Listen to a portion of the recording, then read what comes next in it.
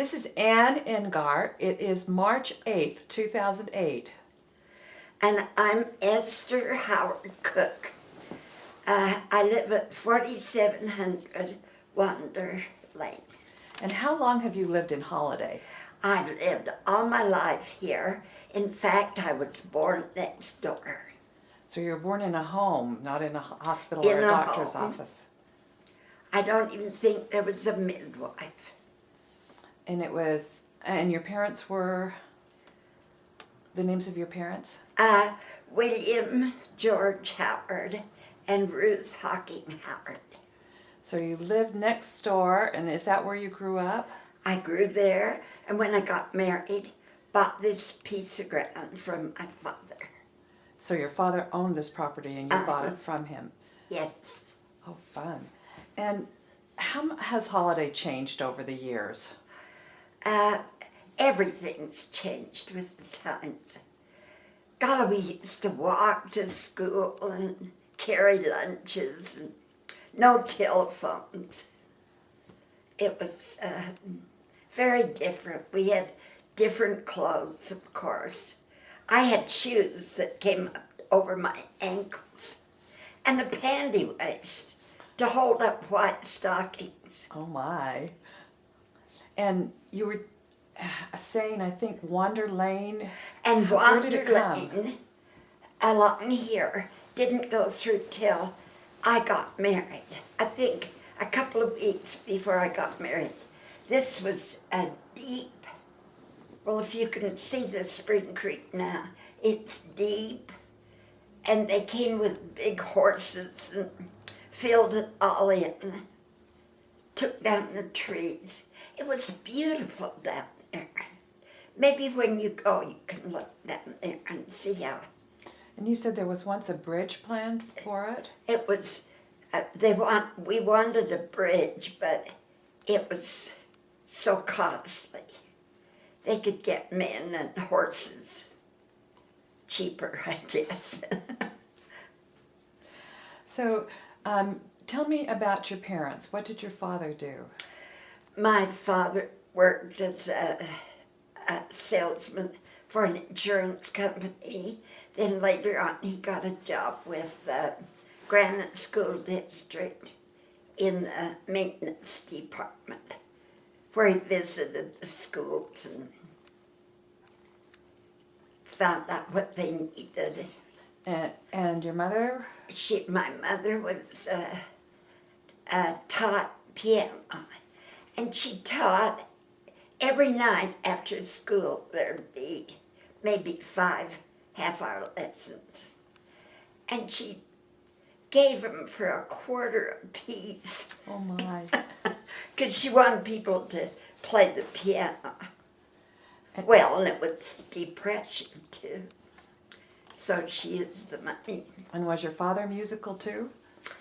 No, in fact, when Mother would play for people when they came to visit, when she'd get through, they would say, "Will, do you know how to play?" And he'd say, "I don't know, I never tried." Now tell me about the streetcar that there used to be. There was a streetcar that ended at 48 South and Holladay Boulevard. And I have a picture of it, but it came in, they had 2 men, one to drive it and one that had a money changer with tokens, and you'd get on and give him a quarter and click, click, click, you know. And you could ride, it went down 48 South to Holladay,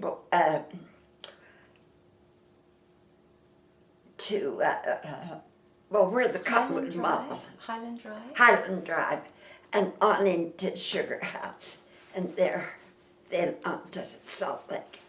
And it used to run every hour, but toward the end they'd have 2 in the morning and 2 in the evening.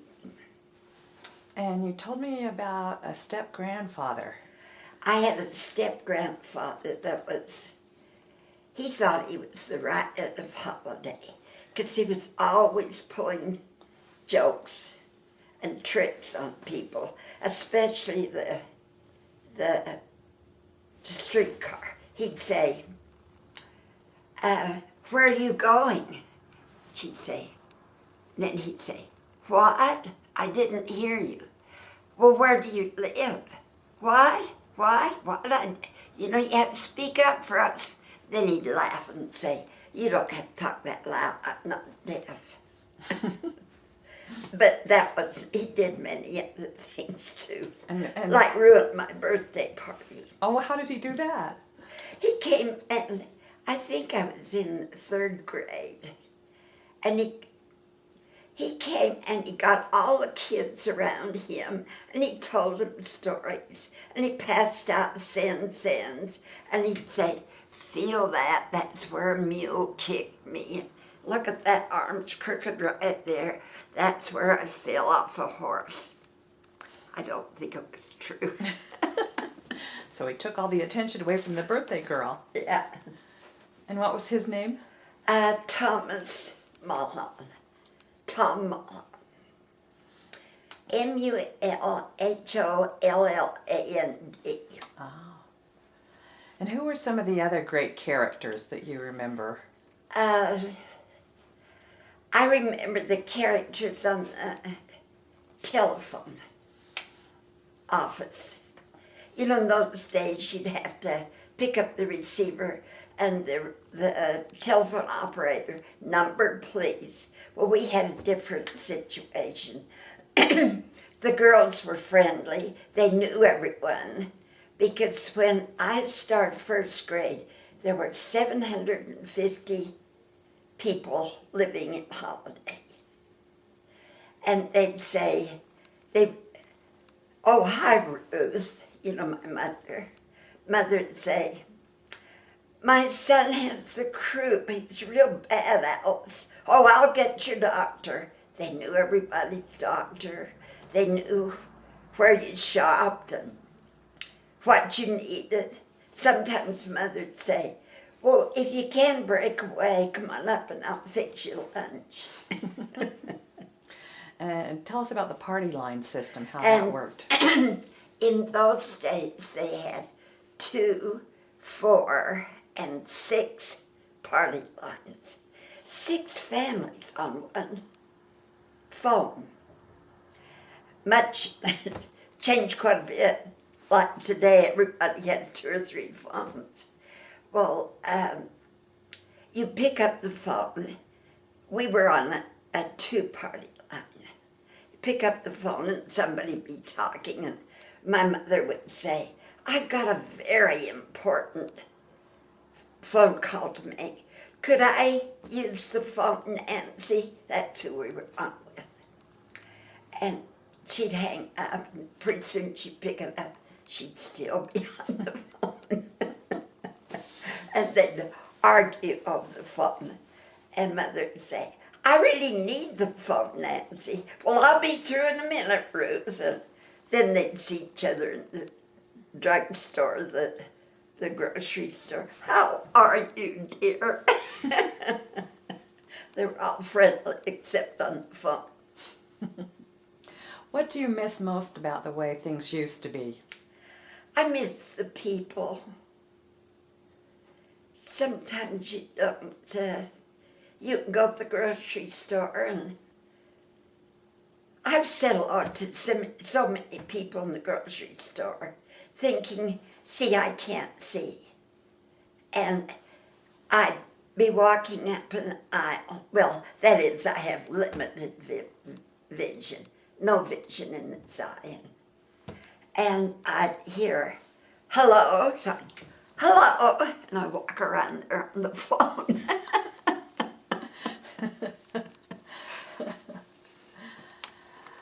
Who are some of the other great characters from Holladay? You mentioned Charlie Pike one time. Charlie Pike was heavy in the church. He held every job.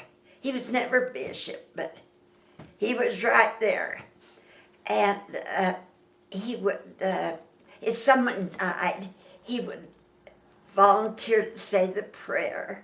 He would speak. He would help usher the coffin out. He would sing, he had a beautiful voice. He would do anything like that until people would say, well, you can't die this week. Charlie Pike's out of town. Do you have any other great stories about Holladay that you'd like to tell? We used to ride in sleds down what is now 45th. And we come down and cut off. You know, it goes straight down now, but it cut off. And you go over by what was Wasatch Garden. And then you come right to the canal. And when we turn the corner, you know, sometimes there'd be 2 or 3 on a sled. Drag a toe, drag a toe. That meant turn, you know. Your toe helped the sled turn. And then when you get down at the bottom, sometimes you'd go right in the creek. And was it iced over at that point, so you wouldn't fall in the Snow water? But you. Oh, yeah. Oh, they did have a couple of broken bones, but. How about brothers and sisters? Do you have any brothers and sisters? I had 2 brothers and 2 sisters. And what were they like growing up? Really fun. One of us was always in trouble. I had a brother that when I'd go to a dance, he'd go along to see if I was dancing with the right people, someone he liked. And my sister both of them are real dear friends. My other brother just got back from Brazil. Wow. He'd been down there, his son's working in the oil. Not working in them, he's managing an oil fund down in Brazil. And the house that you lived in, how much property did you have? Animals? What were they like? My father, at one time, before I was married, owned over to Valley View. But as his sister got the house that was right here, and this was all field, and then way down, I think he had 7 acres. And we had a cow and a few chickens for eggs and to eat, and rabbits.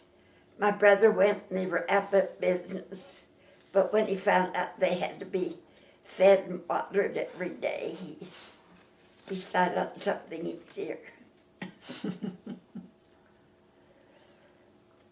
And people at Easter would buy little chickens for their children, and they'd be pink and blue, dyed.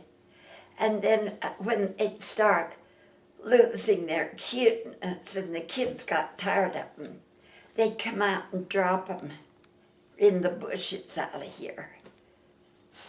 So you had more chickens than you wanted. So we had a turkey we grew, and Dad named it Ruthie after his wife. And he'd say, here, he'd feed it every day, and it'd follow him around the yard. Here, Ruthie, here, Ruthie. And one time the turkey walked the other way, and he'd say, here, Ruthie, oh, go on. I'll make you mind one way or the other. You told me your mother was a good cook. What kind of food would she cook? Mostly good old nourishing food, We either had fried chicken or pot roast every Sunday. Pies. Yeah, we ate well. Even though there was a depression, we grew much of our own food. So you had an area, kind of a little farm area too. A little out here. Mm-hmm.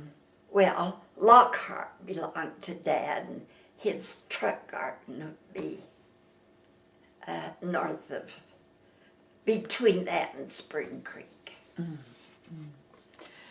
You told me you had a really sad and kind of horrific event in your childhood. Will you describe that? I don't. Kind of negative. Oh, but it's interesting Well, because of the changes. It's okay, I lived. We didn't have doctors around here. We had to go to Murray or Salt Lake. And I developed pneumonia.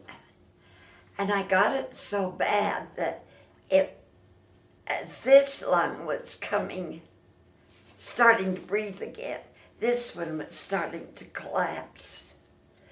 And Mother called the doctor. Well, he couldn't come, but she finally convinced him. When he got up here, I was blue. He and Dad spread a sheet on the kitchen table. He got out his equipment, a knife, and I remember a little saw. And they sawed one of my ribs out. Dad was holding my head and arms like this, and Mother was holding my feet. And without any kind of ether or anesthetic? Whatever they used, I think it was ether, but they thought I was so far gone. And they cut a little window through that rib. They took a piece of rib about so, and they put a hot water bottle tube in, and one coming out, and they pinned it to my skin, the tubes, on the other side. It went right through and just pinned on my skin. Then they'd they'd fill the hot water bottle hanging up on a hook, and they'd flush my lung out, and it would go into a fruit jar on the floor. And they did that like 3 times a day. And one day, Mother called the doctor, and she said, Esther's moved around in bed, and the pin, the hose, everything's gone inside. He said, well, I can't run up for everything. Just get a scissors, pull it out. Now that doesn't sound possible, but I remember it. And that's how much the medical, the physicians have advanced. It's amazing. When you think. And somebody has told me they had their tonsils taken out on the kitchen table. Can you believe it? Well, who were your best friends when you were a child?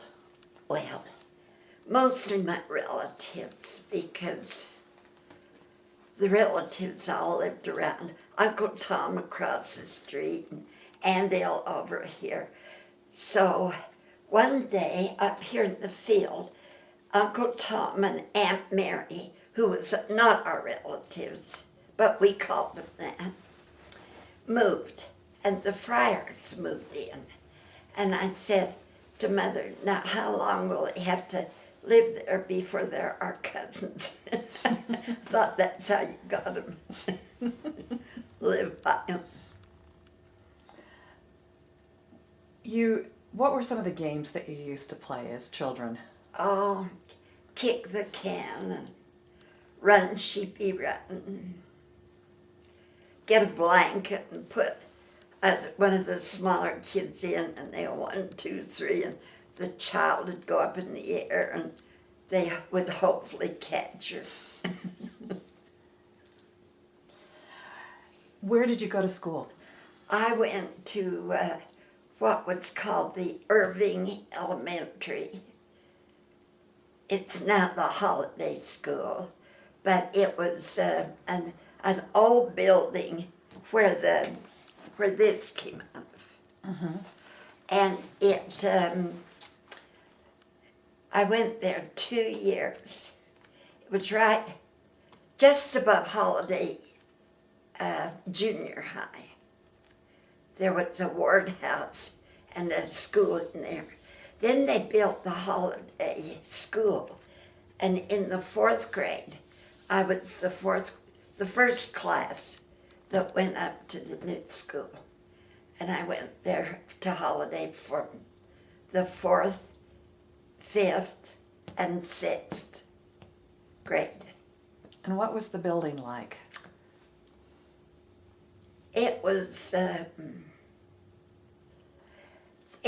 they must have had one architect drawing, because they had one in Holladay, one in East Mill Creek, one down on 33rd. They were all the same. They were 3 stories high. The stairs ran up the front, so you could almost see people going up and down the stairs from outside, through the windows, of course. We had the old desks that were screwed to the floor. They were stationary. We had inkwells, and oh, what fun with the inkwells.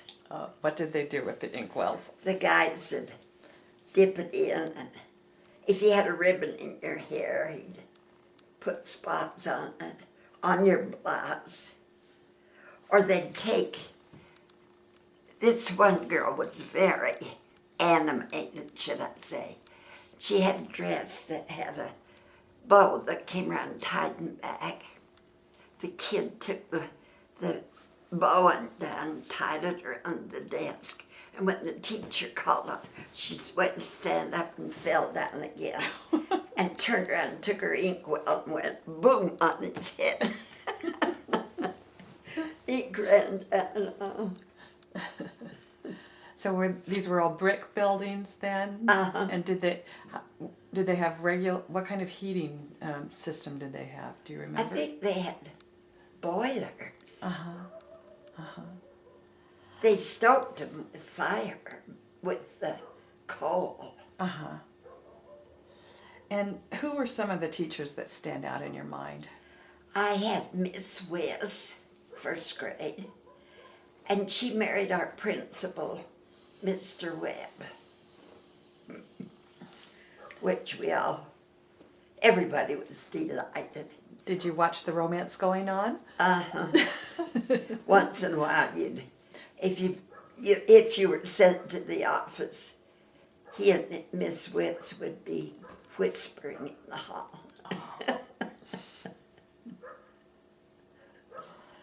You told me that you used to play by the canal and go swimming. Tell me about that. We played by the canal, and it's quite deep, maybe 75 or 100 foot drop down here before that awful road went through. No bridge, the road. And we'd swim. We'd wade in the water and try to catch minnows. And I liked to, there was a clay bank, and when it would get damp, I'd like to carve out houses and a road coming up to it and make little dolls out of wet clay. Fun. Cars, furniture. I did it all. Where did you shop? We had the Holladay Merc down here. Now this is all before I was 7. I've told you all. Before I was 7.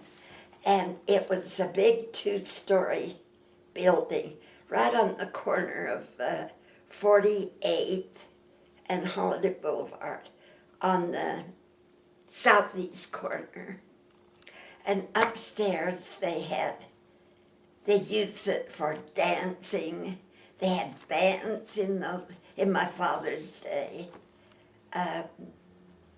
The radio, we got our first radio when I was in the 3rd grade.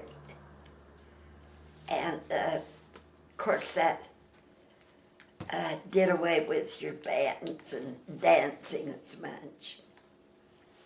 Down below, he carried everything. There were glass cases with candy. And you could go up and stick your nose, and I want one of these and one of those. And he was always out trying to wipe the moisture off. And what kind of candy was it? What were your favorites? Mostly hardtack or all-day suckers, mints. That would be fun. So let's talk about then when you get in what we call the junior high years. Where did you go to school then? Well, I wanted to tell you, Okay. they had big cheese. He had a big cheese wheel in the grocery part, and a thing suspended, and you'd go in and say, in those days, I want a quarter's worth of cheese, and he'd get that thing down and whirl it around, and it would chop how much cheese. You never know if you got a quarter's worth or 50 cents, but you got what you said you wanted. You paid for what you said you wanted. And in the back, he had what would be like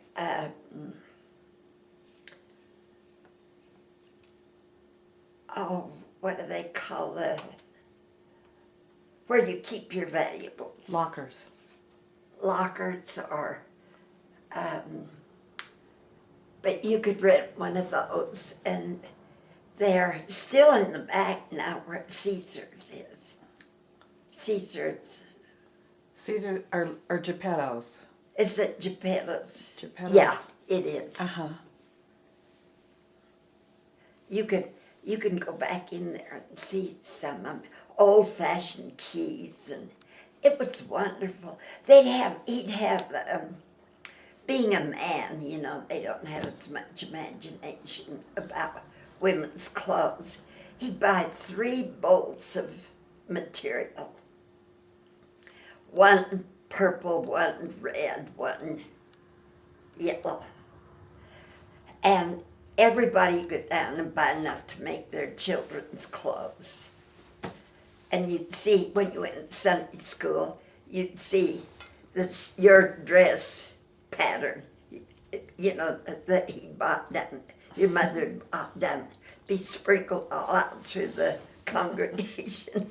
So the same material, but a little different styling for everybody. They all had a different style, but same material. I went to Granite, is that what? Yeah, to high school. To high school, and we went on buses, and the buses were the regular buses like they have now. We'd have to walk down Holladay Boulevard to get the bus. And the kids were so mean. What kinds of things would they do on the bus? Break out the windows and get in fights. So what kind And Charlie Pike drove the bus. Oh my.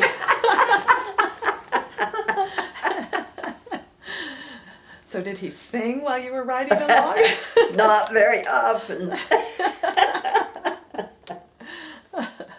So what kind of things did teenagers do then?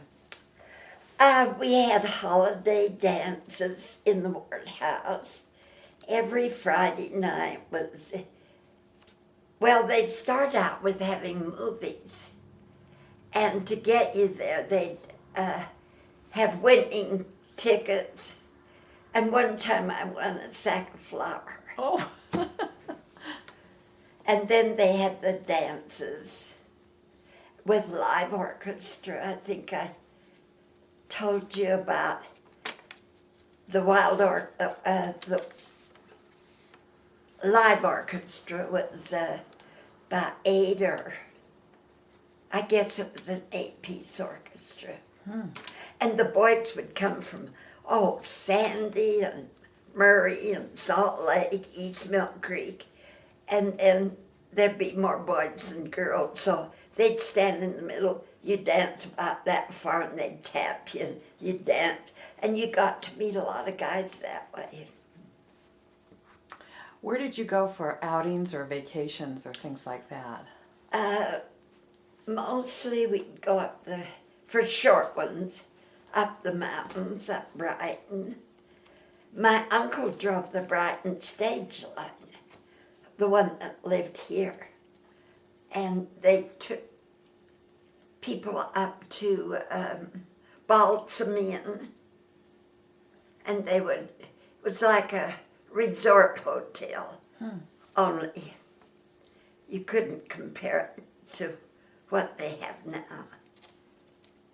So was that like It was when so you're talking about a rusty. stage, were those It was- buses or were they horses or what was it? They were buses. Uh-huh.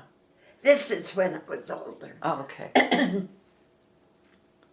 And we'd ride up with Uncle Neve, one of his daughters, and 2 or 3 of us for an outing, pack our lunch, and it was fun. Now, where were you when World War II broke out? I was married with a year-old daughter. And how did you meet your husband?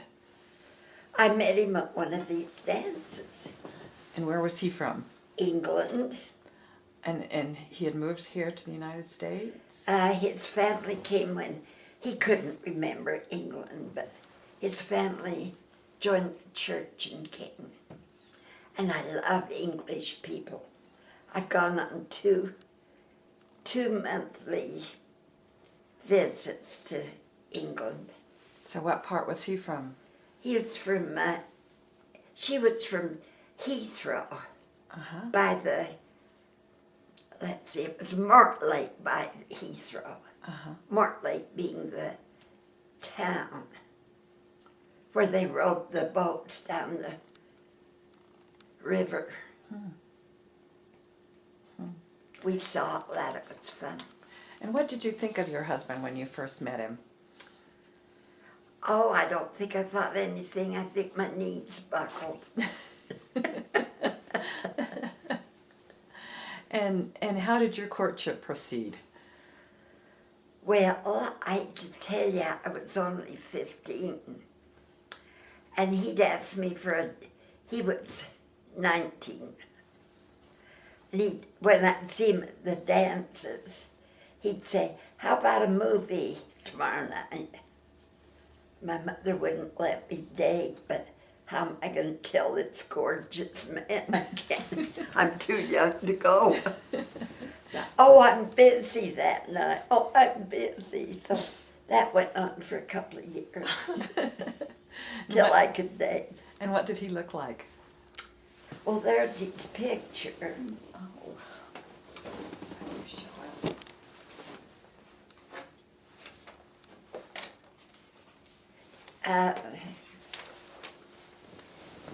He was dark. He had dark eyes and hair. 6 feet tall. He had everything except, including 2 left feet when he danced. But you didn't tell him that, I guess. Oh, no. Told him how wonderful he was. Okay, tell us about the Indians at the canal. There was a lawyer that worked in Continental Bank building. And he was kind of a sheep herder Sam figure, long and lean and kind of a rough face and over sunburned. But he was a lawyer, and he owned a ranch down by the Indian reservation. And the Indians, this must have been in the middle 40s, had a fight with the U.S. government. And it was a serious fight. And this fellow, his name was I'll think of it. I lived over here between 45th South and Bramble Way. And he had a big piece of property like most people. Oh, he had more than that. He had a big acreage. And he took the Indians fight. He represented them as a lawyer. And when the trial came up, the Indian tribe, I bet there were 500 of them, came over and camped on his lawn in the canal. They brought teepees, they brought their papooses, they brought their dress, and they camped there while the trial was going on. Milt Bowman is the liar. And when he went to trial, I begged my husband to go with me. We went to see how it turned out, because on our breaks at work, we'd talk to Milton. Oh, those poor Indians, you know, till we were all so sympathetic with the Indians. Well, my husband and I went to the trial, and they, Milt, you know, lumbered in on sheep herder Sam style. Not a book, not a briefcase, nothing. Pulled a chair up, took his hat off and flopped, you know, cowboy hat. And the ones that were suing, the lawyers came in, they had on the, spiffy suits and leather briefcases and books, and I think there are 3 or 4 liars. And Milt just walked in, and whatever they'd say, he'd just lean back and say, well, you know, the Indians were there first. Or he'd make it sound so simple that the Indians won. But that's what Lynn was telling you. Oh, okay. So there were Indians here, but they weren't here about a month. Okay, okay. Except that little girl I told you about. About Phoebe. Phoebe. And you want to tell us about Phoebe? Phoebe was a little Ute Indian that her family, her tribe, came from Tremont or Wyoming, somewhere, and they come down through here and go down past Provo area. And they'd walk, you know, in their moccasins. And my grandmother always lived with us. And she'd be out, like one day she was out hanging clothes up on, we used clotheslines in those days. And here's this little Phoebe, she must have been 12, 14, sitting there, hello, and Grandma talked to her. And she wouldn't say much. It was, What tribe do you belong to? Ute. She'd never say anything but shake her head yes or no. And Grandma'd make her honey sandwiches. Oh, graham crackers she liked. And sagebrush tea. Then in the fall, maybe 3 or 4 months later, their tribe would go back, and she'd slip away from the tribe and come in and see Grandma and have a graham cracker with her.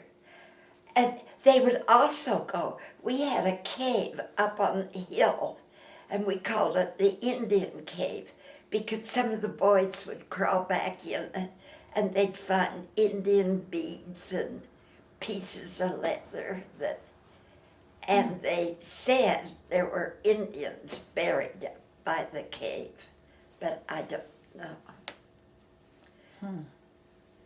Well, let's talk about your marriage. How old were you when you finally did get married? 20. And then you had your daughter, Linda.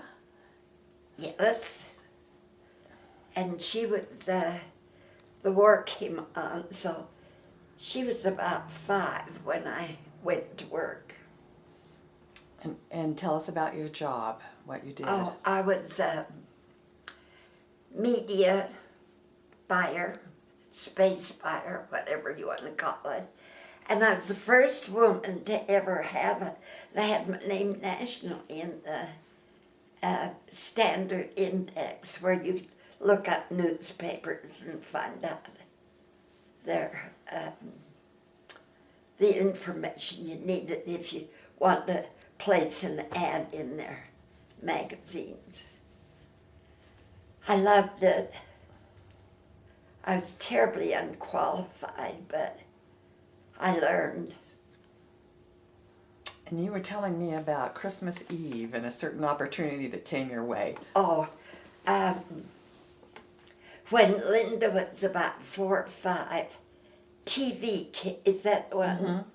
TV finally came to Salt Lake, and you couldn't get anything outside of the Salt Lake area. It wouldn't go to Provo, Ogden, or sometimes even out here if the static, would be bad, because they brought in a coaxial cable, and that's what brought all the national programs.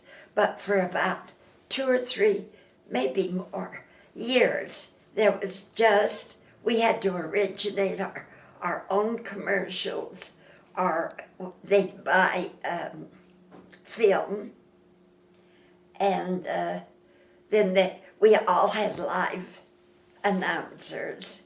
And because our company had several, I think I'll name 2 or 3 that I did commercials for. There was Royal Bread, Cloverleaf Dairy, Walker Bank, Townhouse Crackers, several more. And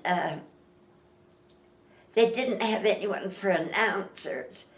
And so they said, well, take a picture of her. Yeah, she looks all right. You're our announcer, you go up. And TV, before the coaxial cable, was only on like from noon till 8 o'clock. Then it finally got on 10 in the morning till 10 at night. And it was always going out. But anyway, one night I was doing a commercial for Utah Power and Light, and they said it's Christmas Eve, and I thought, I can't leave my child and husband and the party we were having over to my mother's, but I had such a ham I wanted to go. So they said, well, you come, but we still need a father and a child, and they don't have any talking parts. They're just going to be moving around the Christmas tree. I said, could I bring my husband and daughter and get off the hook? So my husband, I've told you, is very shy and quiet. And they had a huge Christmas tree. I'll bet it was 10 feet or more. And he was to climb up the rungs of the tree with a star. And while I'm giving the commercial, he was to put the star on the very top. And my daughter, they said to have her in a bathrobe or something. We broke out her Christmas bathrobe, and she was sitting on the couch, and well, Joe got so afraid, to be on TV. And he took a step, and I could see the ladder. And I'm trying, the camera wasn't on me. I'm reading the commercial, but I can see the ladder, kind of shake. And finally he grabbed the middle, about a third from the top. He grabbed the tree. And he went like that with the other one. And the ladder started to lean, and the tree started to lean. And they started to go. First they were going slow, real slow. And the camera followed, only one camera. And he went to turn it on Linda, and she could see what was happening, and she was going,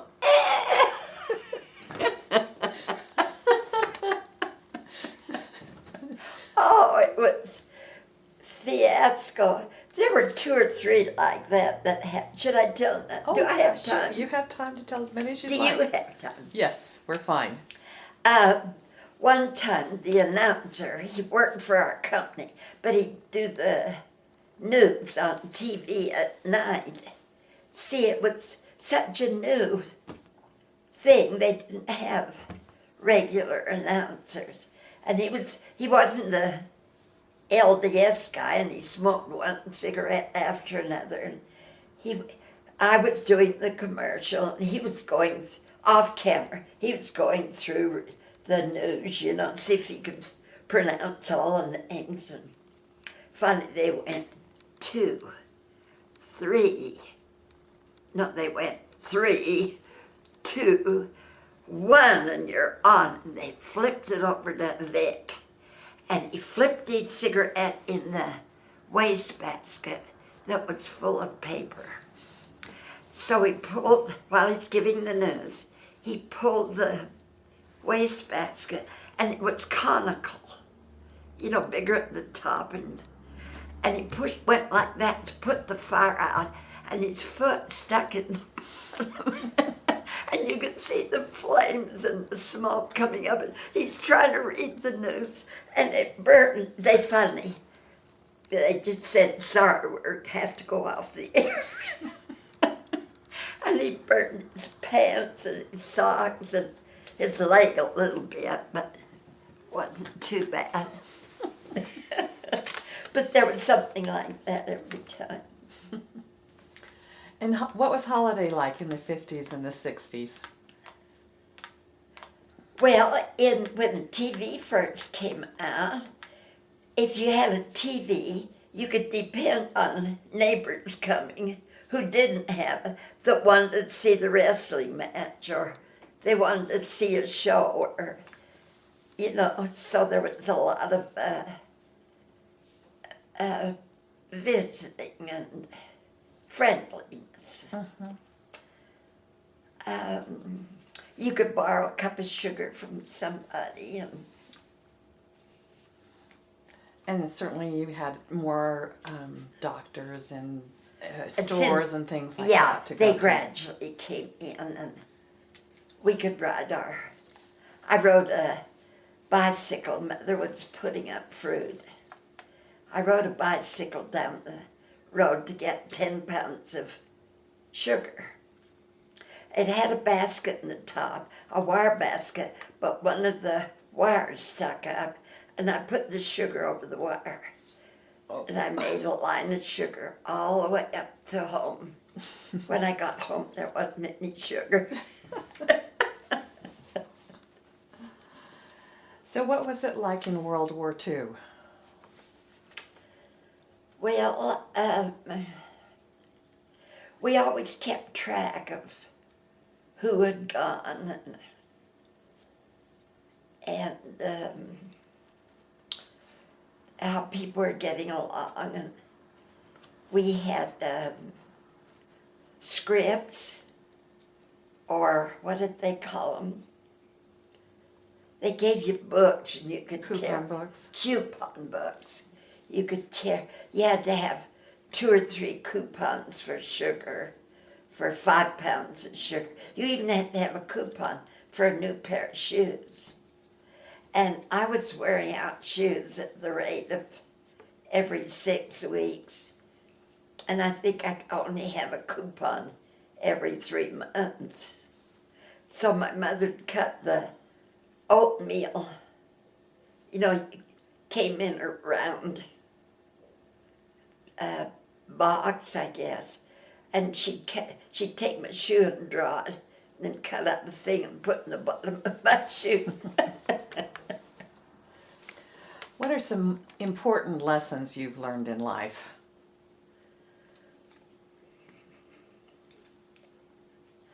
I don't know if my father and mother were honest and law-abiding, so I can't we just lived that way, you know. Mm-hmm. Can't think of any. I learned not to sass them.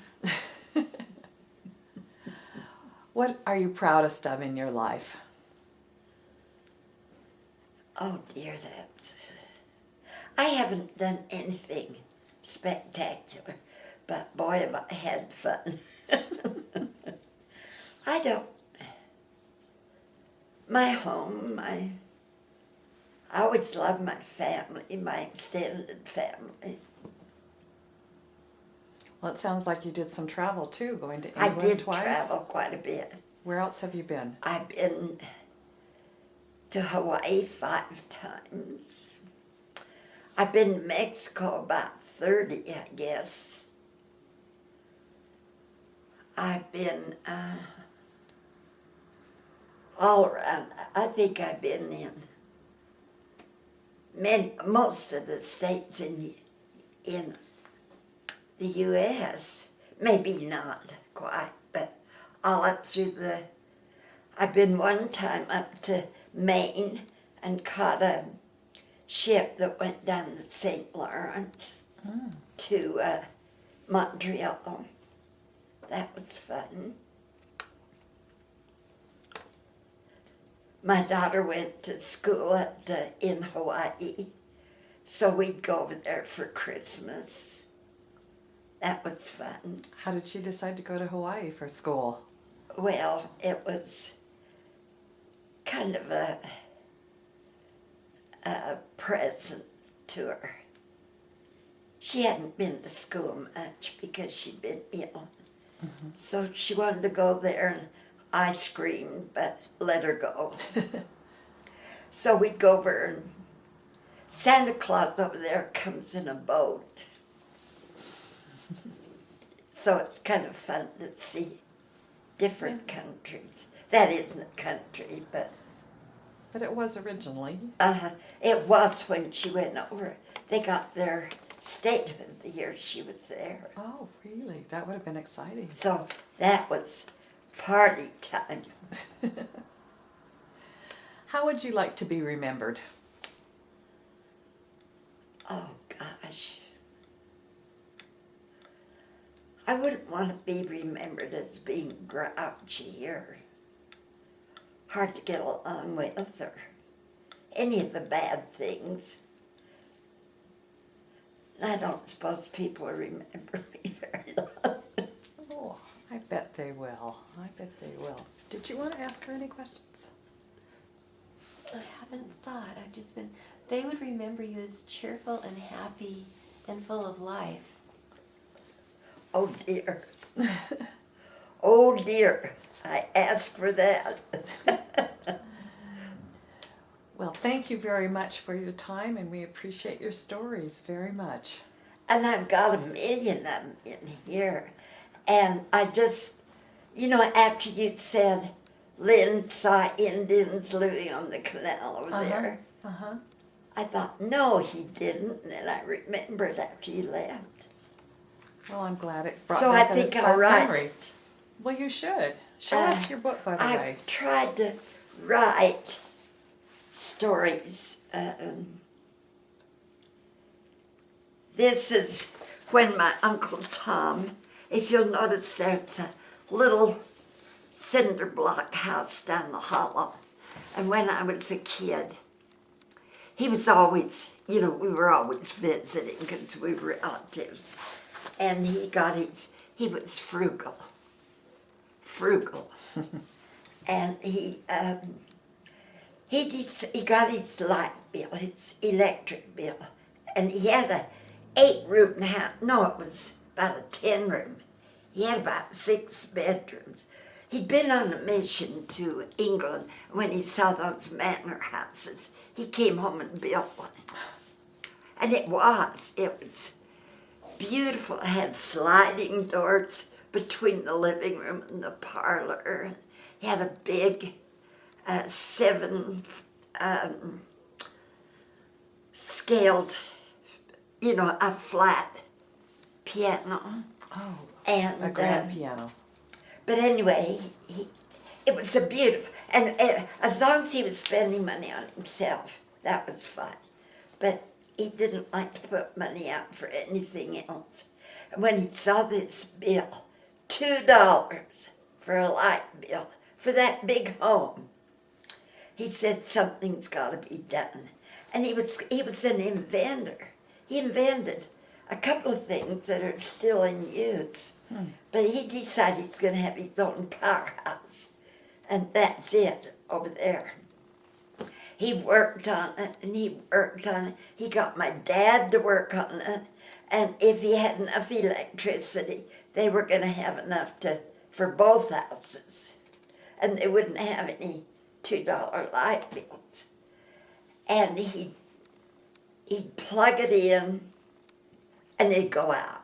Then he'd work on another day or two, plug it in, and you'd see stars. And I think they call it a condenser. I don't think he had one. But that, he finally gave up on it. But this was...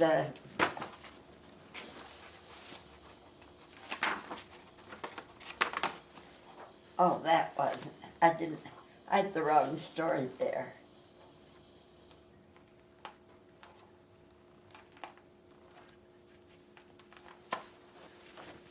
Well,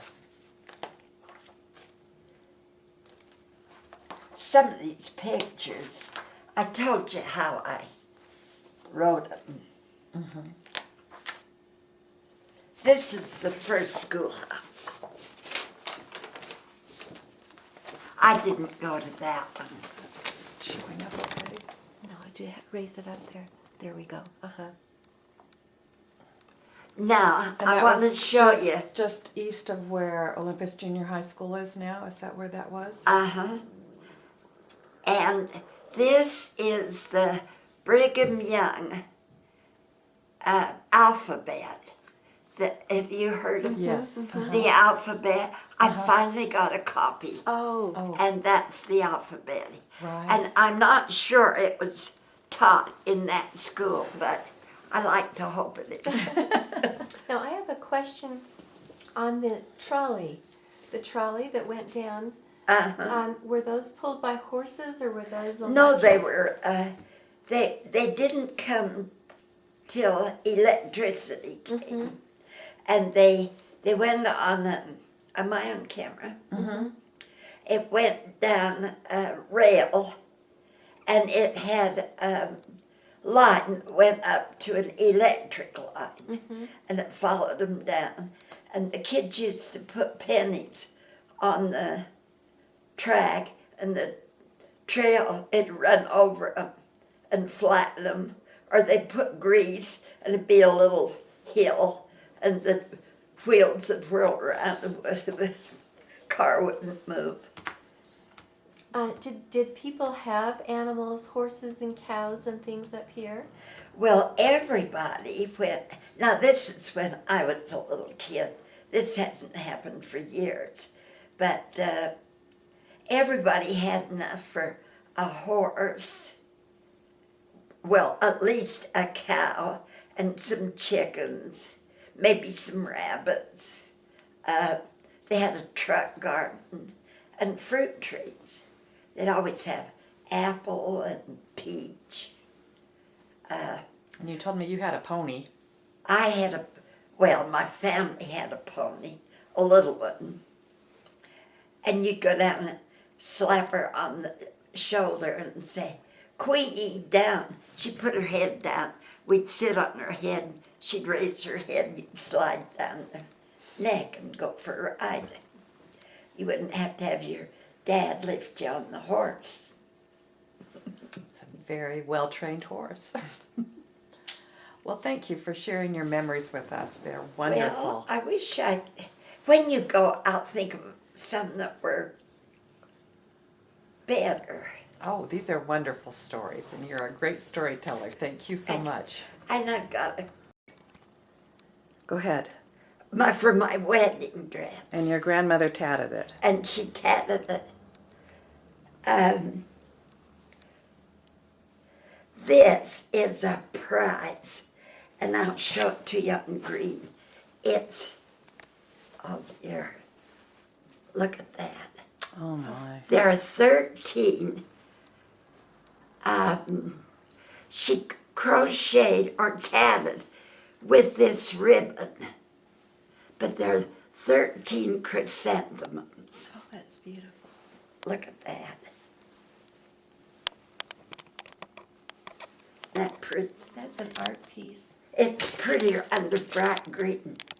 And that's, she was my great-grandmother, and she tatted that.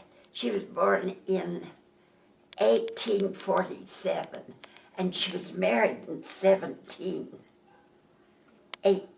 at 17. So 1864. this is another one. This is pure Irish linen and inserts, and it's crocheted all around the edge. And this is my grandmother, but this is the prize. You won't believe it. It's a banquet. Do you want to take the, and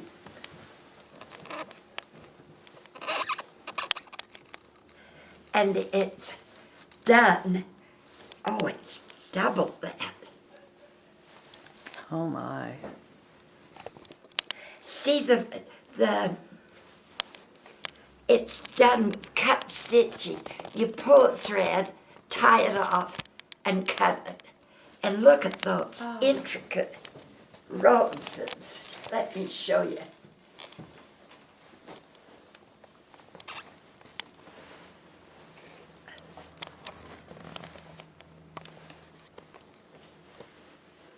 Can you see they always had a pretty satin. The satin showed up better. That's gorgeous. And then there were, and my mother did this. It's crocheted. I've never had it stretched. Oh.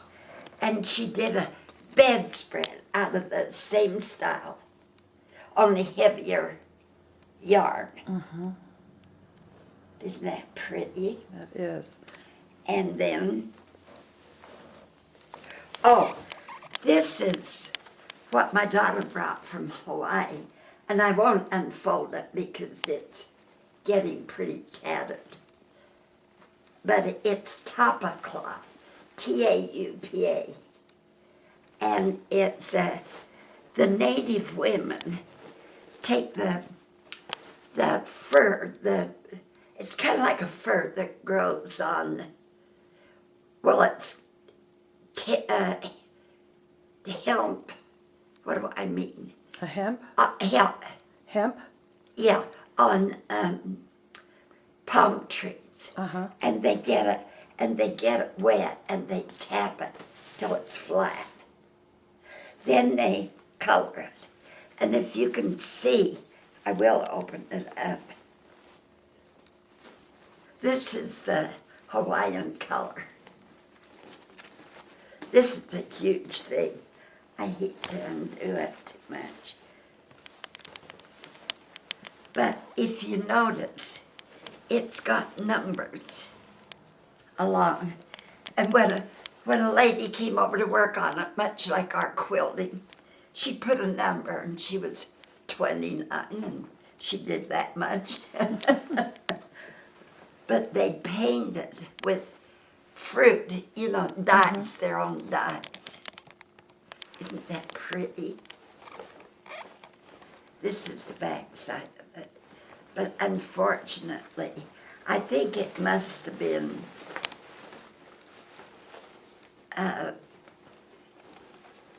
used when they gave it to Linda, because, see, I wish I knew how to preserve it, because don't you think that's unusual? Oh yeah, it's like a museum piece. And then I've got a star quilt I'm dying to show you, but it's all wrapped up. Oh. Okay, tell us who everybody is in the picture. My great-grandmother, Ruth, her maiden name was Ruth. No, her married name was Ruth, which is very odd. And So what was her full name? Her name was Nellie Ruth. And my grandmother was Winifred Ruth Mulholland. My mother's name was Ruth Gordon Howard. Ruth Gordon Mulholland Howard. And then And then that's you.